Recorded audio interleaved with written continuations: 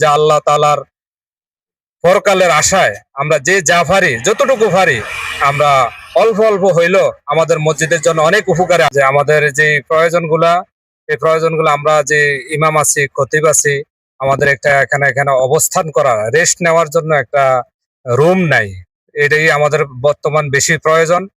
আর গেটটা ছিল বেশি প্রয়োজন, গেটটা আমাদের একজন আহ, সহৃদয়বান ইসলামিক মাইন্ডের অনেক উচ্চমানের ব্যক্তি আমাদেরকে গেটটা দান করেছেন। আলহামদুলিল্লাহ আমরা ওনার কৃতজ্ঞতা জানাই, দোয়া করি ওনাদের জন্য। অনেকেই বিভিন্ন রকমের দান করছেন, আমরা এই পর্যায়ে এসেছি।